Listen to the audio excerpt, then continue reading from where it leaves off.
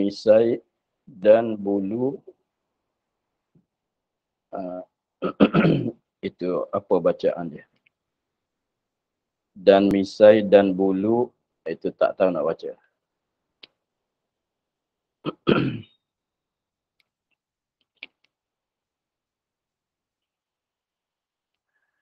Dan wajib membasuh bulu yang tumbuh pada muka, pada kawasan muka. Dan wajib membasuh, wajib ketika kita basuh muka, ambil wuduk, wajib juga membasuh bulu yang tumbuh pada muka, pada kawasan muka. Jadi segala bulu-bulu yang ada di dalam kawasan mukanya, semuanya wajib dibasuh. Misal dianya seperti bulu pelipisan yang ada kat pipi. Bagi orang lelaki, yang ada kat pipi itu, bulu pelipisan wajib kena basuh.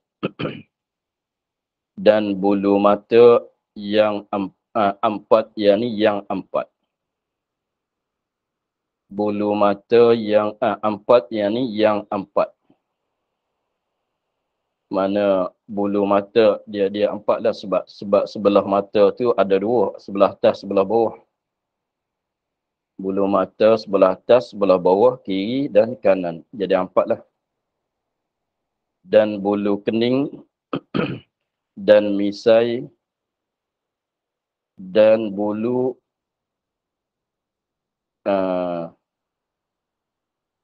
kumis. Apa maknanya? Tak tulis. Saya tak pasti.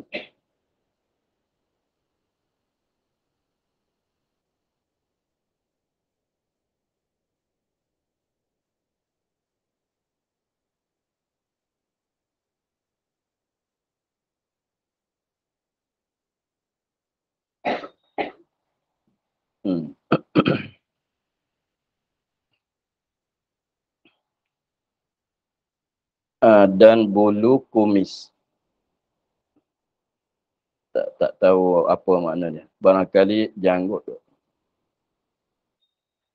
Dan tali tudung. Dan tali tudung. Ini janggut. Dah. Dan tali tudung. Bulu tali tudung yang ada kat sini. Biasanya dia sini yang naik. Mulai daripada nak telinga naik sampai sini tu kawasan muka. Mulai daripada sini dia mau itu asidhu. Mulai pada sini tu sampai ke anak telinga tu sini kawasan muka.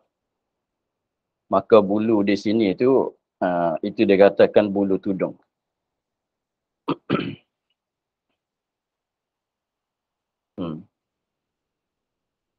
Dan janggut yang di dalam had muka,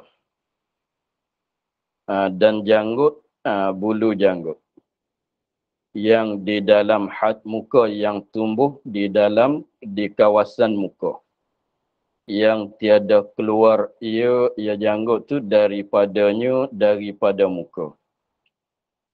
Jadi bulu janggut yang tumbuh di kawasan muka, yang tak keluar daripada kawasan muka, mana yang ada dalam kawasan muka itulah wajib dibasuh.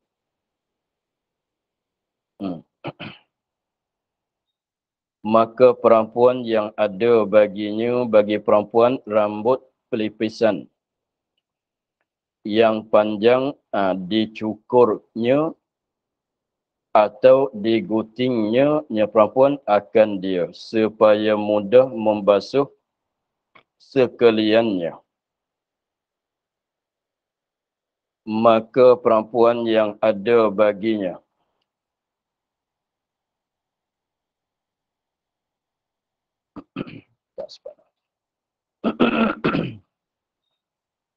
maka perempuan yang ada bagi perempuan rambut pelipisan yang panjang.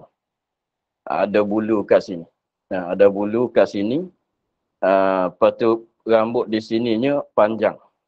Dia wajib kena basuh ke semua sebab dia katanya bulu yang tumbuh di dalam kawasan muka.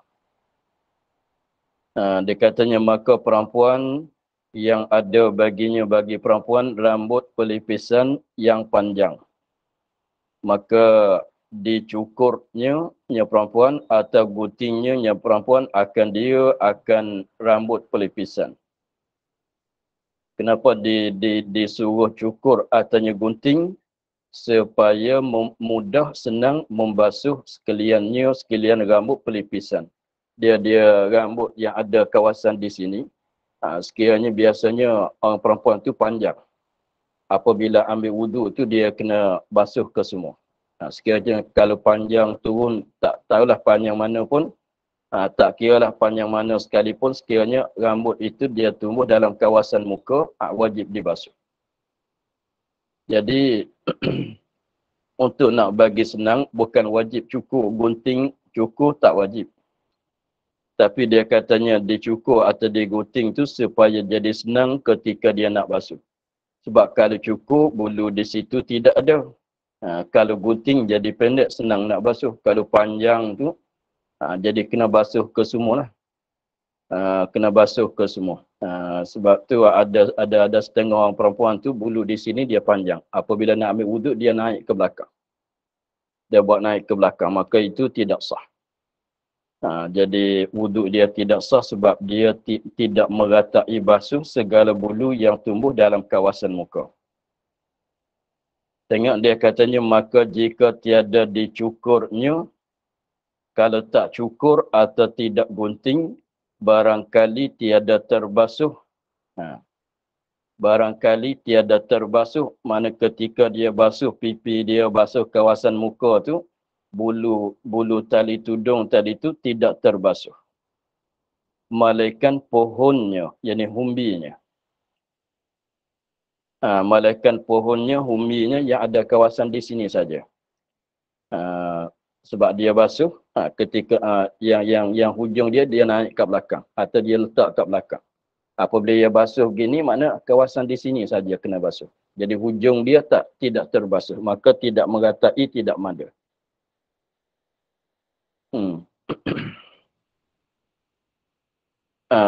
Barangkali boleh jadinya tiada terbasuh melainkan pohonnya, ini humbi dia saja. Jua, tiada pada hujungnya. Jadi hujung tu, hujung tali tudung tadi tu tidak terbasuh.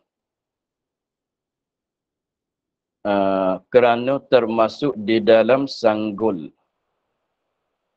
Kerana hujung tu tak terbasuh sebab kerana termasuk di dalam sanggul. Sanggulan rambut. Sebab biasanya dia nak ambil wuduk. Dia nak ambil wuduk kalau ada tali tudung yang panjang tu. Kalau tak tahu cara, dia ambil naik ke sini. Dia tarik naik ke semua. Maaf. Dia tarik naik ke semua tu, dia sanggul ke atas. Dia sanggul ke atas. Jadi hujung di sini termasuk dalam sanggul. Apabila dia basuh kawasan ni saja. Jadi mana hujung yang naik sampai ke sini tu, tidak terbasuh. Maka itu tidak meratai, tidak sah wuduk dia.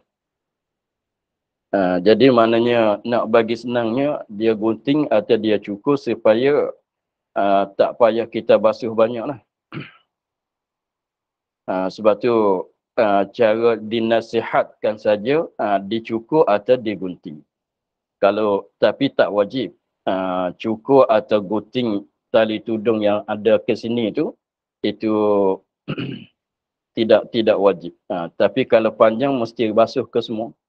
Sebab tu kalau tak gunting, mesti ni kena tarik tu. Mesti dilepas turun ke bawah begini. Lepas tu apabila basuh muka mesti tarik. Supaya air itu mengalir semua. Begitulah.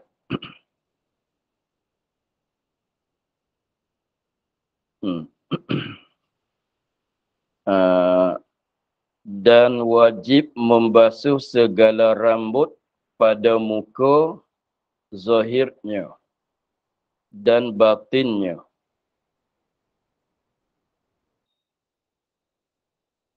Malaikat batin janggut dan tali tudung yang tebal.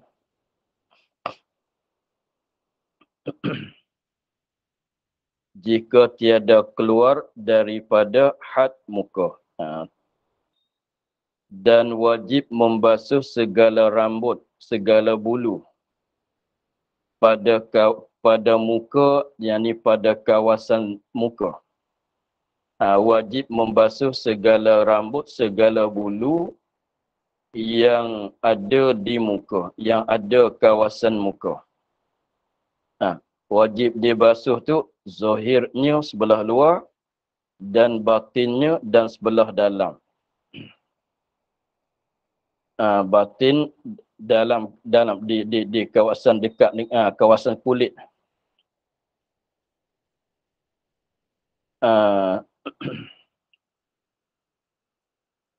Dan wajib membasuh segala rambut dan muka, rambut pada muka, rambut yang tumbuh, bulu yang tumbuh di dalam kawasan muka.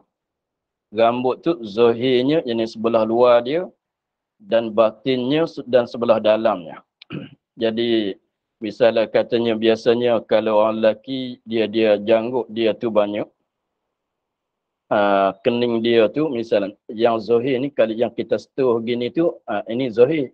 Yang sebelah dalam tu di tunjang dia, di kulit sebelah dalam bagi bulu tu dikatakan batin.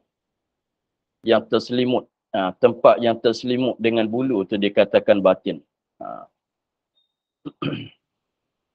Kalau dia tebal. Kalau dia tebal tu maknanya sebelah luar ni kalau kita gosok gini, kalau kita jamuh gini, kita sentuh sebelah luar saja. Lepas tu sebelah dalam tu yang tepat yang terselimut dengan bulu sebelah luar tu dikatakan batin. Jadi wajib kena basuh ke semuanya. Contohnya kalau kening kalau kening itu kita basuh, sekadar sebelah luar ni basahlah. Tapi sebelah dalam tu tak basah. Sebelah dalam kulit sebelah yang ditudung, yang diselimut oleh bulu kening tu tidak basah, maka tidak memadai. Sebab tu kalau kena banyak sikitlah air tu. Kalau kening siapa yang tebal, mesti kena buat begini lah. Kena buat begini supaya air tu meratai sampai kulit sebelah bawah dan tunjang-tunjang dia. Yang rapat dengan kulit. Kalau kena sebelah luar saja, kalau air itu tidak banyak, air itu akan kena sebelah luar saja, maka tidak memadai. Misai pun begitu juga. Misai kalau tebal, biasanya tebal, kalau kita basuh, mana sebelah luar ni basahlah. Tapi kulit sebelah yang terselimut dengan bulu misai itu tidak basah. Tidak sampai air, tidak meratai air, maka tidak memadai.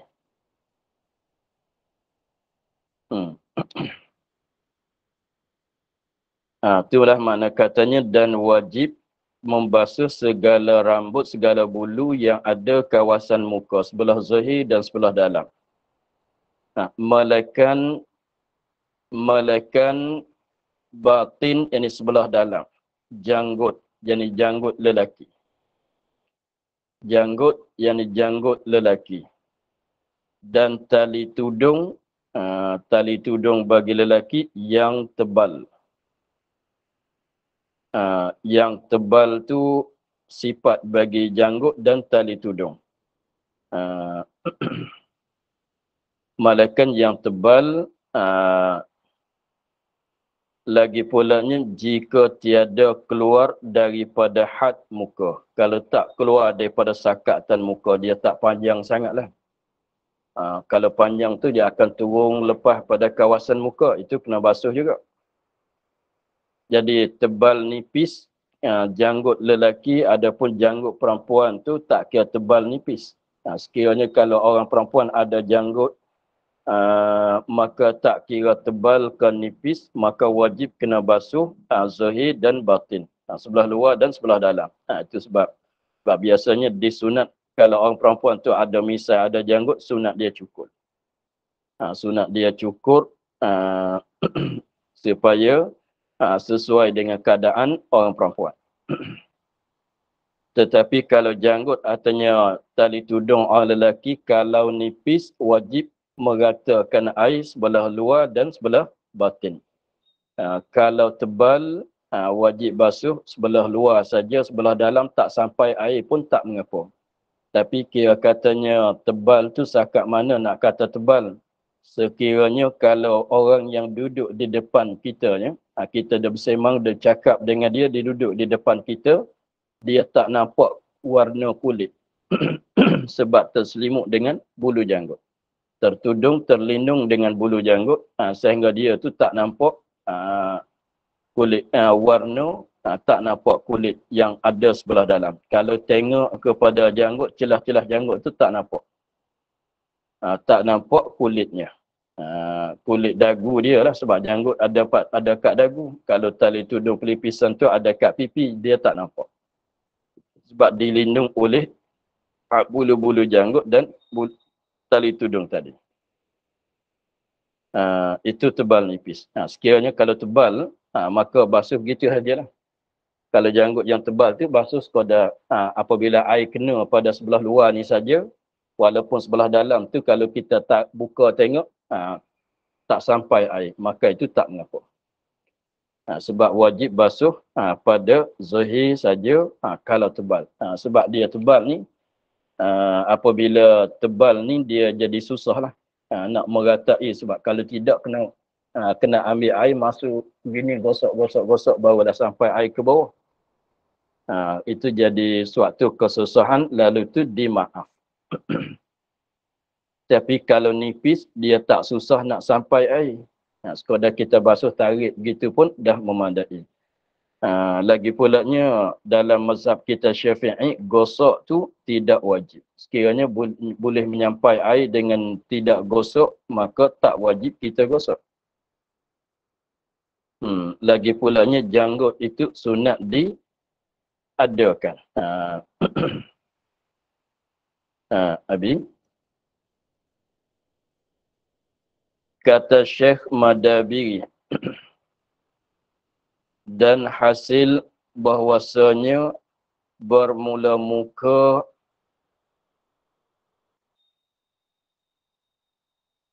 bermula bulu muka, tambah sikit. Hasil bahwasanya bermula muka, yakni bermula bulu muka. Bermula muka ini bermula bulu yang tumbuh di dalam kawasan muka. Maka tiada keluar ia, maka jika, tambah jika sikit lagi. Maka jika tiada keluar ia. Maka jika tiada keluar ia.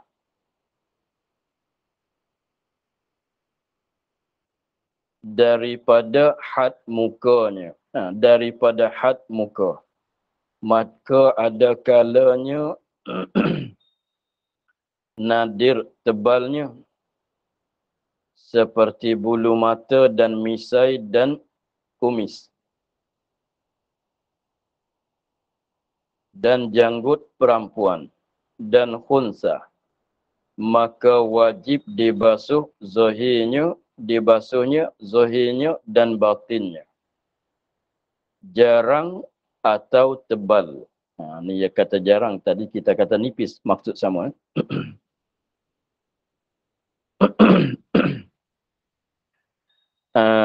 Kata Syekh Madabiri, dan hasil rekasannya, kesimpulannya bahwasanya bermula bulu muka.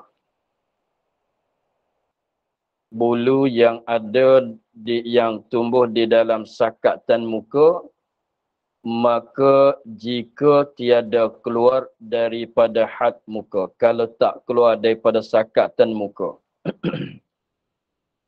maka bulu yang ada pada sakatan muka ni dia bahaginya begini. Ada kalanya nadir tebal. Ada kalanya nadir tebal. Ada kalanya bulu muka. Nadir tu mana jarang-jarang. Maknanya bukan selalunya begitu. Sedikit. Jarang-jarang nak ada, sedikit ada. kurang ada.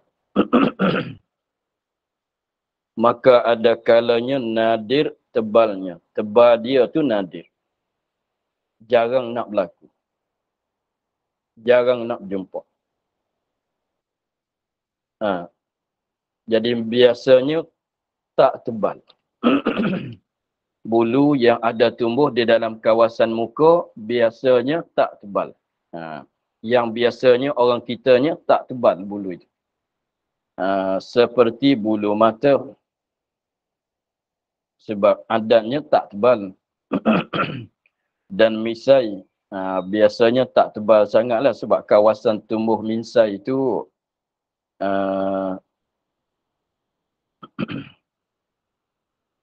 tak luas sangat. Kawasan dia tu antara bibir mulut dengan hidung. Dan kumis biasanya tak tebal juga. Dan janggut perempuan ini jarang nak ada. Walaupun tengok, dan janggut perempuan dan khunsa. Ini jarang nak ada. 1000 orang tidak ada seorang yang tumbuh janggut. Kalau orang perempuan, kalau khunsa boleh jadi. Sebab dia orang yang mempunyai dua kemaluan lelaki dan perempuan. Tetapi pada masalah di sini dihubungi, diserupakan dengan orang perempuan. Pada masalah basuh muka ambil wuduk, diserupakan hukumnya dengan hukum orang perempuan. Jadi janggut dianya diserupakan janggut orang khunsa, diserupakan dengan janggut perempuan untuk nak ambil ihtiyat. Maka sekiranya bulu yang tumbuh di dalam kawasan muka yang jarang-jarang nak jadi tebalnya, jarang oranglah nak jadi tebal bulu itu, maka bulu itu wajib dibasuh zahirnya dan batinnya. Jarang mana nipis, tak rapat sangat, jarang atau tebal, tak kira. Benda itu jarang ke, benda itu tebal ke, tak kira. Sekiranya kalau nadir nak jadi tebal, maka wajib kena basuh. Contohnya, kalau kita katanya kening biasanya tak tebal, kening kita itu tak tebal. Orang lelaki sama, orang perempuan pun tak sama. Sekiranya kalau kening dia tu tebal, ada 2 inci masalah kat sini, misalnya. Ada 2 inci tebal, macam janggut, tebal di sini. Maka itu nadir, nak jadi tebal. Maka sekiranya kalau begitu wajib kena basuh sebelah luar dan sampai meratai sampai kulit ke bawah. Sebab itu kalau tebal pun dia kira katanya benda nadir. Kemudian janggut perempuan pun sama juga. Sebab jarang sangat, 1000 orang perempuan tidak ada seorang yang tumbuh janggut. Apakah lagi nak kata tebal tak tebal, itu dikirakan nadir. Maka wajib basuh kesemuanya, sebelah luar dan sebelah batin. Sebab benda nadir, benda jarang-jarang nak ada, bukan benda selalu ada, itu benda yang sedikit ada. Maka ulama katanya an-nadir kal ma'dum. An-nadir, benda nadir seperti hukumnya tidak ada. Jadi di sini dia kata apa tadi? Maka ada kalanya nadir tebalnya. Tebal dia tu nadir. Kalau begitu maknanya benda nadir seperti tidak ada. Kalau gitu tebal tu nadir, hukumnya tak tebal. Sebab tebal tu adalah nadir. Nadir tu seperti yang tak ada. Kalau gitu pada maknanya yang tak tebal. Walaupun tebal, ambil hukum tak tebal. Walaupun tebal, tetapi dia ambil hukum tak tebal. Sebab nadir seperti tak ada. Ada tebal, hukumnya tak ada tebal. Tak ada tebal, ada jarang, ada nipis. Wajib membasuh sekalian zahir dan batin. Begitulah.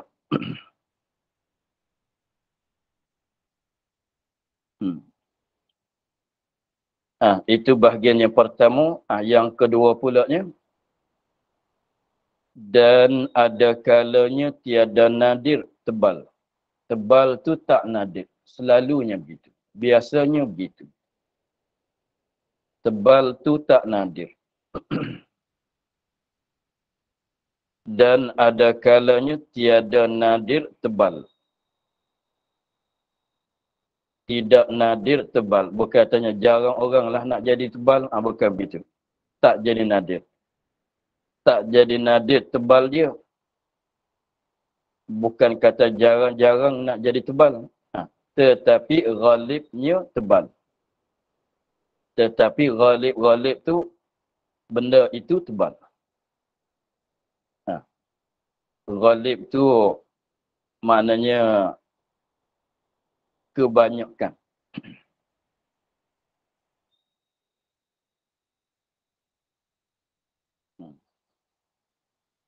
Dia panggil bahasa dia nadir ghalib. Tapi ghalib pun bukan penuh. Dia kalau nak kira persen tu, kalau kita katanya 2-3% tu nadir. Kalau ghalib tu dia tak sampai 100 juga. Maknanya kalau ada benda apa-apa lah. Contohnya kita katanya kalau kawasan Afrika masalah hujan, kita katanya turun hujan di kawasan negeri Afrika sebelah sana nadir. Setahun ada sekali dua saja turun hujan. Turun hujan sananya ghalib.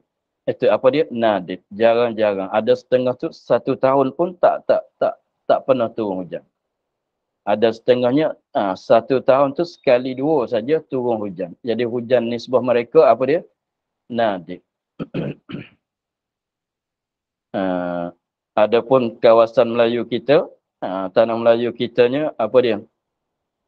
Banyak hujan.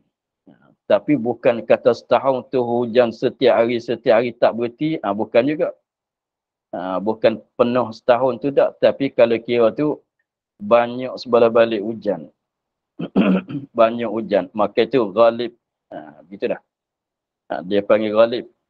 Dia bukan selalu kalau katanya mestinya begitu, itu panggil dah jadi adat, jadi penuh. Seperti kita katanya orang Melayu, lebih lagi orang Melayu masa dulu, tak boleh kata ghalib makan nasi. Tak boleh kata ghalib makan nasi. Kena kata kesemua makan nasi. Kesemua, bukan ghalib. Sebab apa? Sebab tidak ada orang makan roti pada masa dulu. Kita kata ghalib, ada seorang dua tu tak bilang lah. Tu dia nadir, ghalib, kesemua. Nadir tu makna yang sedikit, yang jarang nak berlaku, itu panggil nadir. Kalau banyak berlaku tapi tak kesemua, itu panggil ghalib. Itulah.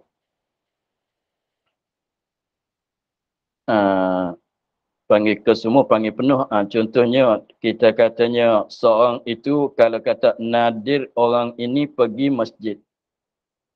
Dia pergi masjid, solat ke masjid, nadir. Mana setahun tu ada sekali dua saja dia pergi ke masjid. Itu panggil nadir lah dia pergi solat kepada masjid. Tetapi kalau orang ini dalam setahun tu, kita katanya adalah seminggu, adalah 4-5 hari dia tak pergi ke masjid. Yang lebih pada tunya banyak, dia banyak pergi pada masjid. Itu ghalib dia sembahyang ke masjid. Tapi kalau tak pernah tinggal setahun penuh-penuh, dia rumah dia tepi masjid, dia tidak ada urusan, tidak ada kerjaan apa, setiap hari dia sembahyang, setiap waktu dia sembahyang ke masjid, itu penuh-penuh dia, bukan ghalib. Tinggi pada ghalib tu jadi penuh-penuh lah. Begitu dia panggil nadir, ghalib, itu bahasanya. Kita ulang balik. Dan ada kalanya tiada nadir tebal. Tebal tu tak nadir. Ada kalanya tiada nadir tebal. Yang tebal tu tak nadir. Tak nadir, tetapi ghalibnya tebal. Tetapi ghalibnya tebal. Ghalib tu kalau orang tu ada, tebal. Tapi orang Arab, kalau orang kita ada janggut, ghalib tak tebal. Orang Melayu. Dia dah cakap orang Arab dia ni.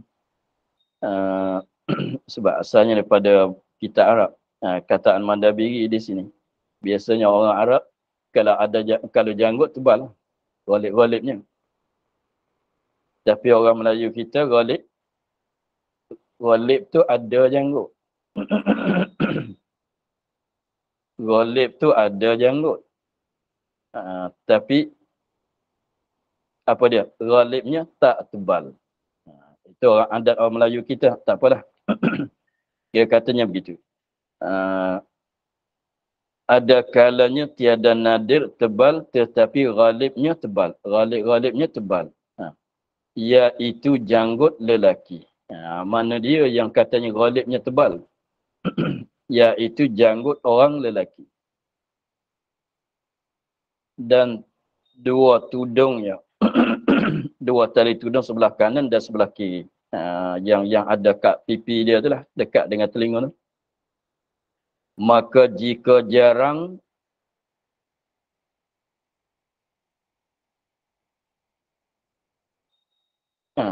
maka jika jarang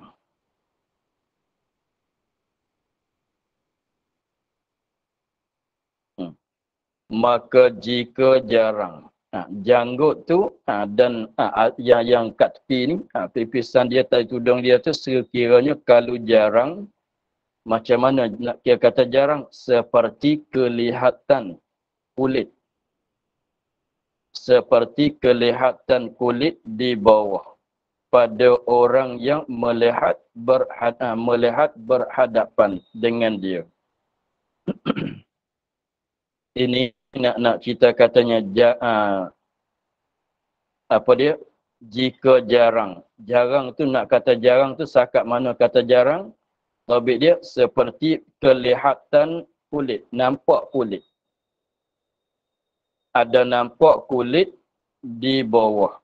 Ni di bawah janggut. Jadi kita tengok jadi kat celah-celah bulu janggut tu nampak kulit.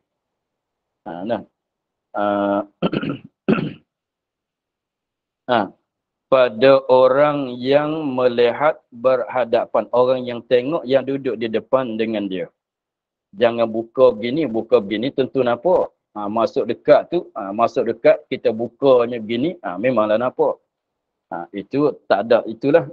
Ni kira katanya orang yang duduk di depan kita, lepas tu dia tengok kepada kita, dia akan nampak kulit kat celah-celah bulu janggut.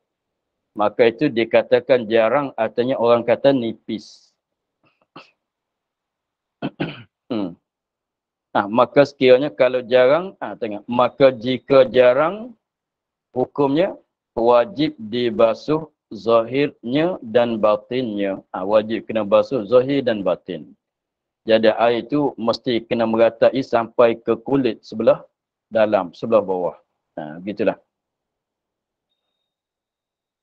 Dan jika tebal pula. Dan jika tebal, mana bulu yang ghalibnya tebal tadi. Yang ghalib tebal tu, seperti janggut dan tali tudung apa semuanya. Dan jika tebal, wajib dibasuh zahirnya juga. Kalau tebal, wajib dibasuh zahir saja. Sebelah luar saja. Maknanya sebelah, kalau tengok sebelah bawah tu kering. Jadi kulit yang di bawah janggut tu tak sampai air pun tak mengapa. Dan arti tebal, tengok. Tebal tu sakat mana nak kata tebal. Dan arti tebal iaitu barang yang tiada kelihatan kulit. Bulu janggut yang orang tak nampak warna kulit. Yang di bawah, yang sebelah dalam. Pada orang yang berhadapan dengan dia. Artinya kita di depan cermin, kalau tak ada orang di depan pun kita masuk di depan cermin, cuba kita tengok. Nampak ke tidak kulit. Artinya kalau tak ada cermin tu, bagi siapa-siapa yang ada di depan kita, biasanya kita cakap tu, kita duduk jauh dekat sakat mana. Apabila kita nak bersemang, biasanya kalau jauh tu tak payah bercakap melaun. Biasanya kalau kita nak cakap tu, kita duduk jauh dekat setakat mana. Dia tidak duduk jauh sangat. Kalau nak bersemang dalam satu majlis ni, orang ni duduk sebelah sana, orang ni duduk sebelah sini. Itu tak panggil, mana kira kata orang yang menghadap dengan kita, duduk dalam satu majlis dengan kita, nak menghadap, nak bercakap, ada urusan dengan kita. Dia tak duduk rapat sangat. Macam hadis Nabi kata, Jibril datang nak tanya Nabi tu lutut ke lutut. Tu rapat sangat. Biasanya orang kita nak cakap tu, dia tidak duduk rapat gitu. Lutut ke lutut tu tak begitu. Dan tidak jauh, 10 meter pun tak jauh gitu juga. Biasanya adatnya setakat mana. Apabila kita nak bercakap dengan seorang tu, dekat setakat mana. Maka orang yang di depan kita pada masa kita nak bercakap dengan dia tu, kalau dia tengok kepada janggut kita, dia tak nampak kulit. Dengan sebab tebal janggut, bulu janggutnya. Maka itu dikatakan tebal, maka wajib basuh sebelah luar saja. Maknanya kalau sudah basuh sebelah luar tu, kalau tak buka begini ya, kalau buka begitu, buka tengok sebelah dalam tu kering, tak sampai air, maka itu dah memadai. Itulah. Jadi masalahnya, mengikut Syekh Madabiri, dia katanya perhatiannya dua perhatian. Satunya nadir tebal. Nadir tebal, jarang nak jadi tebal. Kalau benda mana jarang nak jadi tebal, maka wajib kena basuh zahir dan batin. Lepas tu kalau ghalibnya tebal, kita panggil tidak narid tebal, maknanya ghalib tebal, maka wajib kena basuh. Kalau ghalib tebal, itu tafsil pula. Kalau ghalib tebal, maka sekiranya kalau jarang, ghalibnya benda ni tebal, tapi yang ada di kita ni nipis, jarang. Ghalib orang lain tebal, tapi yang ada di kita tak tebal, maka wajib kena basuh zahir dan batin juga. Tapi kalau tebal seperti ghalib, maka wajib basuh sebelah zahir saja, sebelah dalam tak wajib basuh. Begitulah. Maka jika jarang setengah dan tebal setengah, jika berbeza, maka tiap-tiap satu dari tiap-tiap satu dengan hukumnya.